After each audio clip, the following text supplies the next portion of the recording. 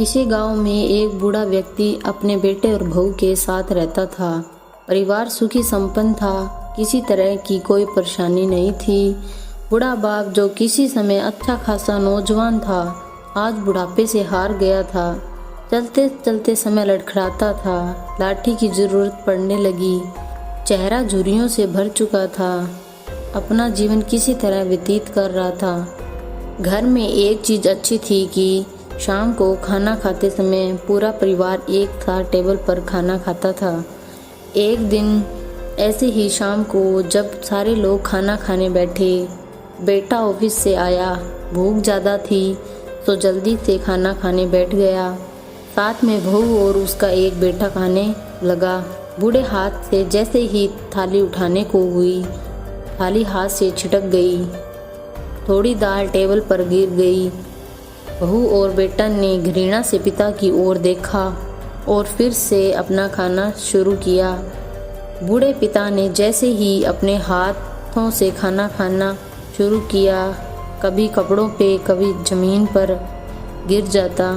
बहू चिढ़ती हुए कहा, हे राम, कितनी गंदी तरह से खाते हैं, मन करता है इनकी थाली किसी अलग कोने में लगवा देते। बेटे ने भी ऐसे ही सिर हिलाया जैसे पत्नी की बात से सहमत हो। उनका बेटा यह सब मासूमियत से देख रहा था। अगले दिन पिता की थाली उस टेबल से हटाकर कोने में लगा दी गई। पिता की डबडबाती आंखें सब कुछ देख रही थी, कुछ बोल नहीं पा रही थी। बूढ़ा पिता रोज की तरह खाना खाने लगा। खाना कभी इधर गिरता तो कभी उधर। छोटा बच्चा अपना खाना छोड़कर लगातार अपने दादाजी की तरफ देख रहा था। माँ ने पूछा, क्या हुआ बेटे, तुम दादाजी की तरह क्यों देख रहे हो और खाना क्यों नहीं खा पा रहे हो? बच्चा बड़ी मासूमियत से बोला, माँ, मैं सीख रहा हूँ कि वृद्धों के साथ कैसा व्यवहार करना चाहिए। जब मैं बड़ा हो जाऊँगा और आप लोग बूढ़े हो जाओगे तो मैं भी आपको इसी तरह कोने में खाना खिलाऊँगा। और बच्चे के मुंह से ऐसा सुनते ही बेटे और बहू दोनों कांप उठे।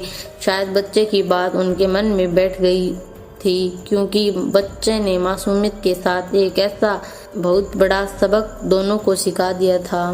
बेटे ने जल्दी से आगे बढ़कर पिता को उठाया, वापस टेबल पर खाना खाने के लिए बिठाया और बहू भी भागकर पानी का गिलास लेकर आई कि पिताजी कोई तकलीफ तो ना हो। इस कहानी से हमें शिक्षा मिलती है कि माँ बाप इस दुनिया की सबसे बड़ी पूंजी है। आप समाज में कितनी भी इज्जत कमा लो या कितना भी धन इकट्ठा कर लो, लेकिन माँ बाप से बड़ा धन इस दुनिया में नहीं है।